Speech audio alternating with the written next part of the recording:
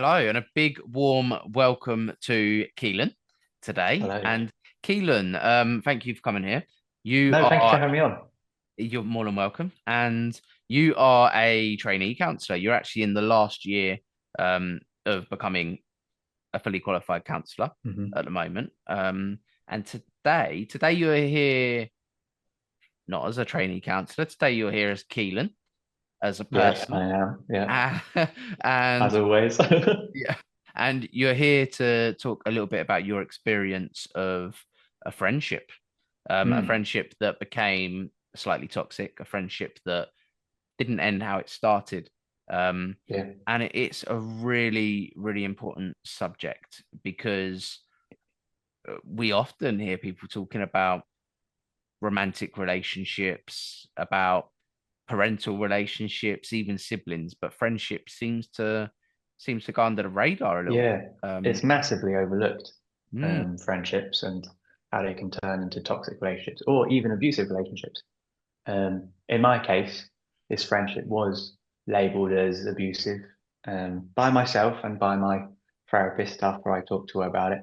yeah. Um, yeah, it is massively overlooked, and I'm here today to talk a little bit about it because I'm sure there's millions of people with toxic friendships and they have no label for it, and they might even be normalized to it, which would be bad in their regards and in their case. So it'd be great to, you know, get some awareness out there about it. Yeah. And you know what? I mean, hearing you say that, the first thing that comes to my head is I'd be surprised. I'd be surprised if at least by the time people are 60, they hadn't had at least one friendship. Oh, I'd it's actually be more honestly, yeah, surprised the other way around. yeah, So it's a really important subject. it is massively.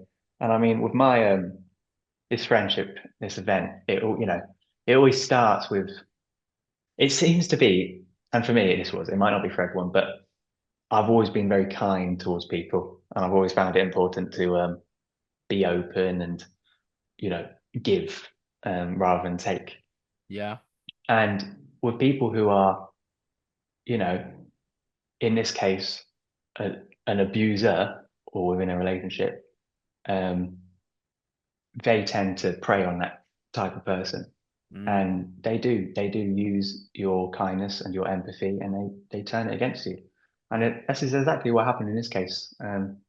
So obviously it starts with the warmth, and this is where it gets you. It's the warmth Pulling you in. and oh, the massive keyword, love bombing. Everybody loves that word. It's yeah, it could be done in many ways, but the love bombing for me was, it was making me feel special to this person, and it was, oh, you're the only one who listens, you're the only one who understands, you're the only one who cares about me, and that puts you on a podium. That makes you feel A, really special, but also B, oh my gosh, now I've got to be there for this person because my empathy is screaming, it's saying they've got no one else, Yeah. and now I have to be there for them, and I'm their number one person, and that They've told you gets that you. explicitly. So Yeah, yeah. exactly. Yeah. So it gets you, it's almost like an attachment. It just gets you fully, led in, and then you're there. And then the love bombing starts turning into silence. And they weaponize it. They weaponize the silence because they know it makes you go crazy inside. It's like, okay, why are they being silent? And further down the line, it's not as obvious at the start. You're just like, okay, something's wrong. I've upset her or him, whoever is having this event. But the silence is what gets you. And they say the cycle of abuse is always kindness slash love bombing to um, to a period of unaware or it feeling like eggshells, and then it's an outburst, and then it's back to kind. And it's this cycle of everlasting, control in ways. Yeah. And it gets you. It absolutely gets you. It's It's it's interesting. It's interesting when you because the beginning starts with telling you how important you are. yeah. And Silence, then all of a sudden, that's the opposite of silence. that, right? It's telling you Yeah, how exactly. important you're not. And you want to Yeah, feel that importance again, that you want to be that person again. It's brilliant. exactly. Mm, And that is what it gets you because you have this strong warmth, and you've never felt anything like it. And there's a reason for that, but you've never felt anything like it, and then it's gone. and then you're there trying to get it back. You're literally fighting for it, and then it just comes back in a bad way, and then it's shouting, screaming, and in physical cases, could be punching, fighting, throwing items, objects, and Mm. that's when it gets, you know, like, whoa, what's going on?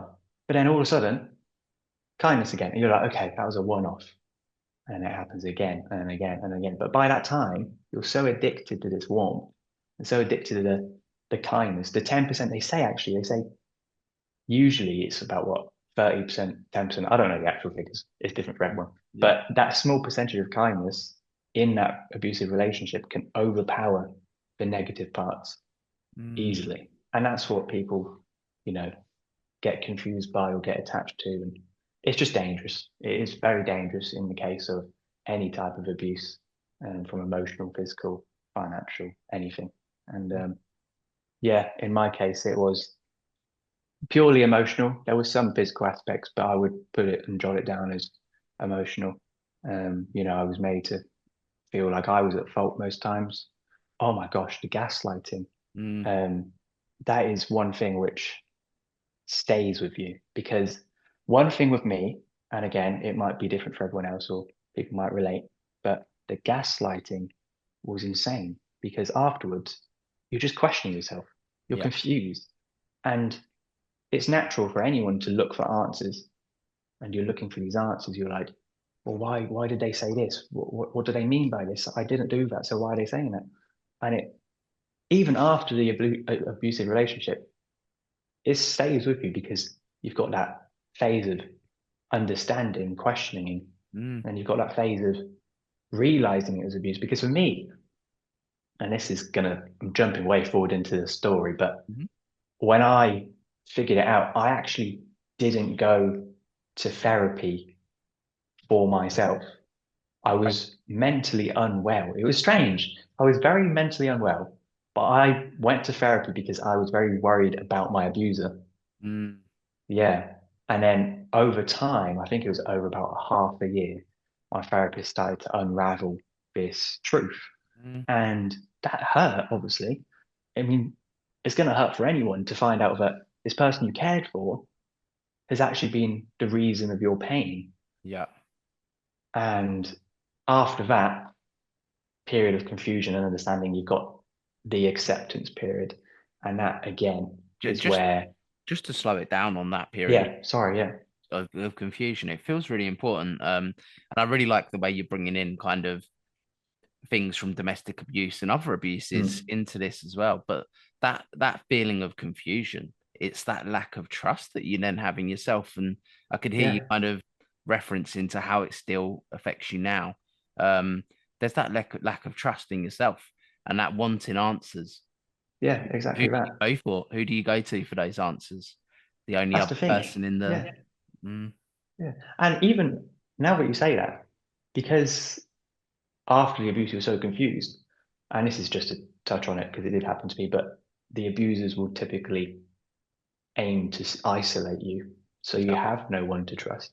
And trying, I'm not saying try not to push anyone away, but just be aware that, if someone asks you or forces you to push someone away, it's most definitely a red flag.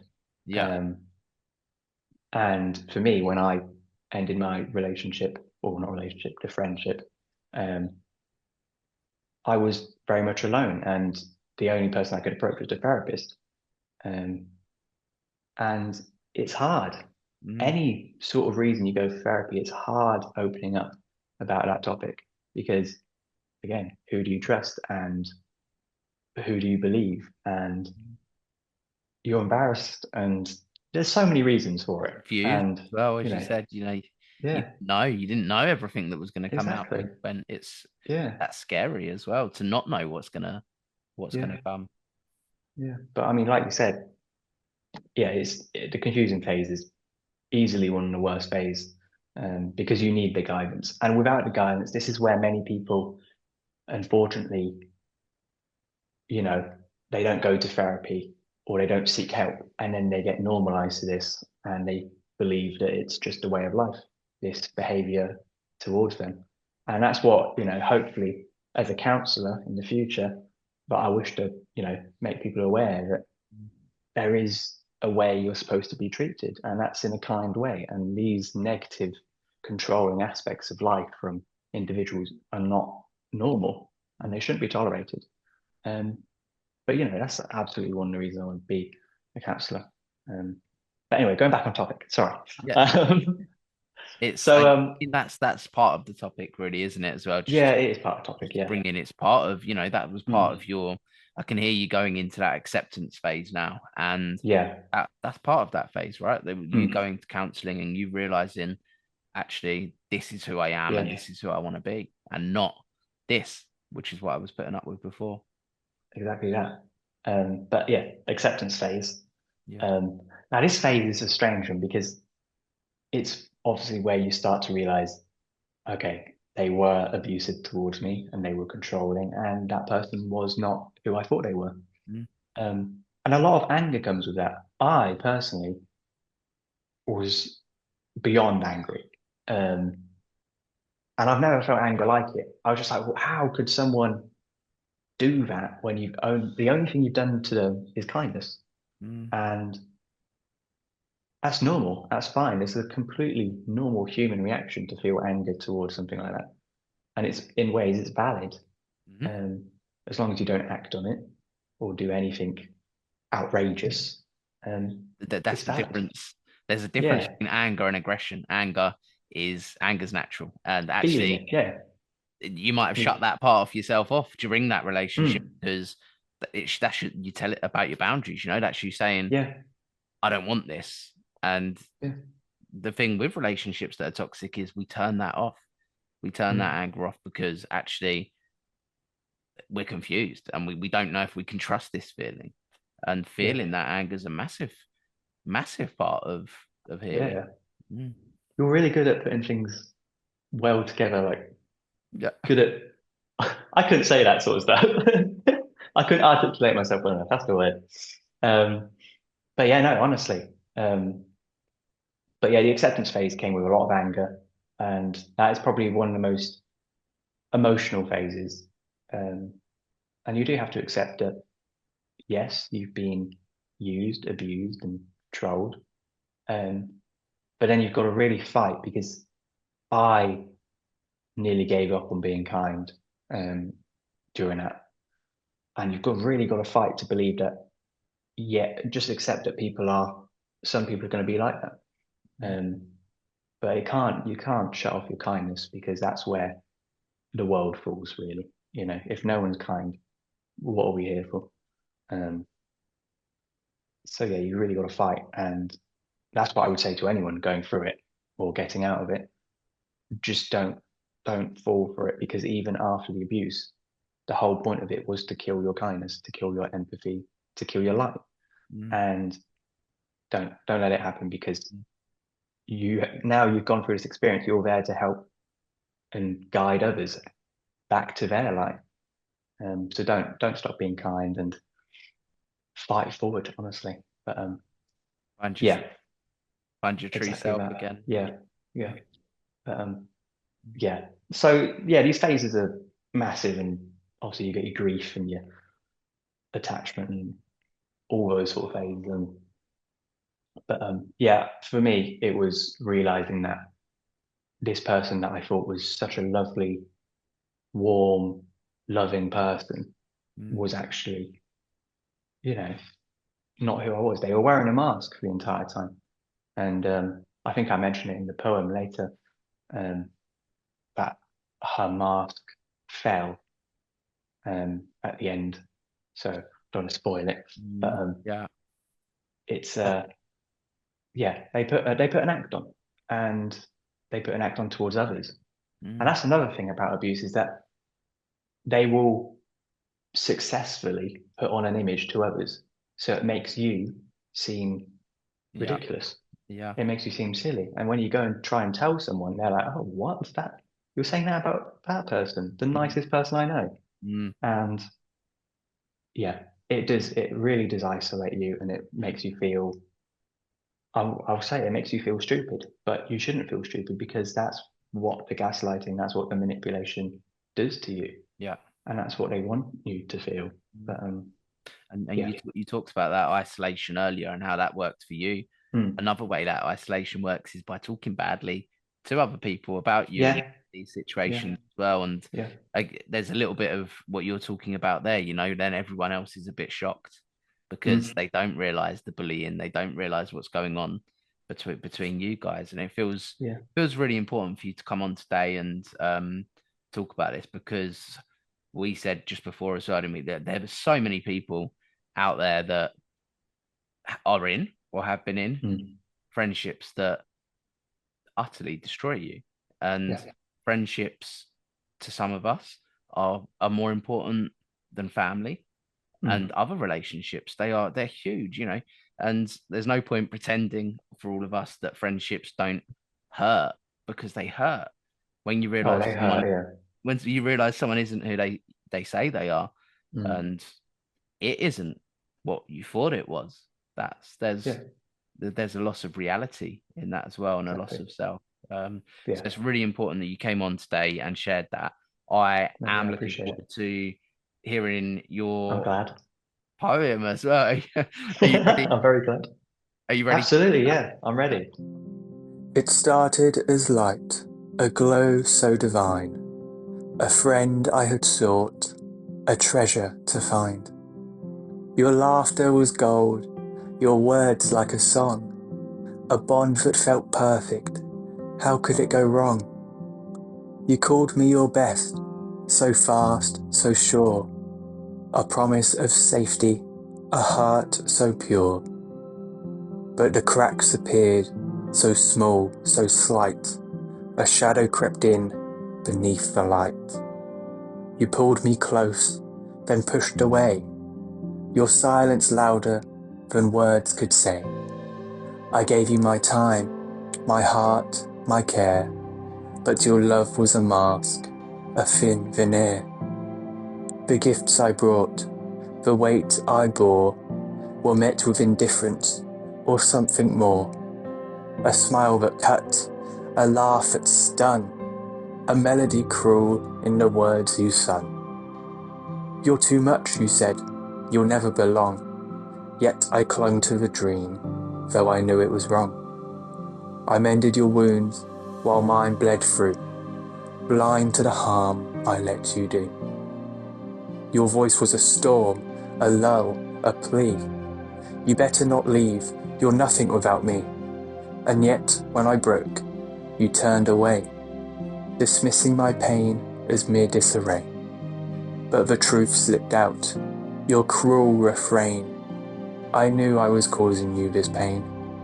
A fleeting moment, your mask fell free, and I saw the face of your cruelty.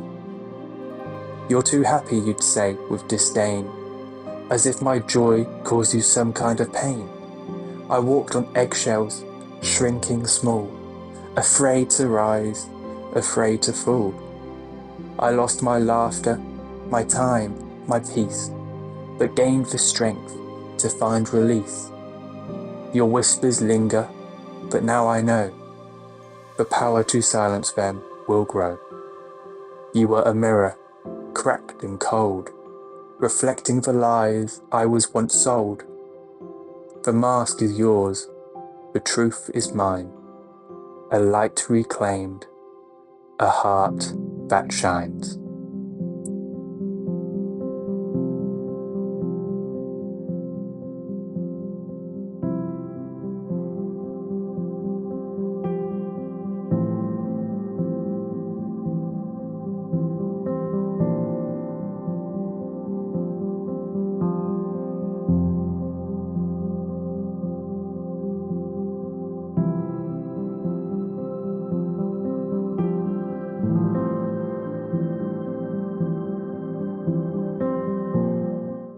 Thank you for watching. Seriously, it means the world to me and our guests that you took the time to watch. Don't forget to hit that subscribe button because it really does help the channel to grow. And equally, you won't miss what's coming next if you do that. The aim of this channel and what me and the guests are trying to do is we're trying to inspire, and we're also trying to give other people a sense of belonging. And at the very least, we're trying to make other people feel seen and heard. And that's our hope with this channel. If this video spoke to you anyway, then please do check out our other videos just here. We will catch you in the next episode.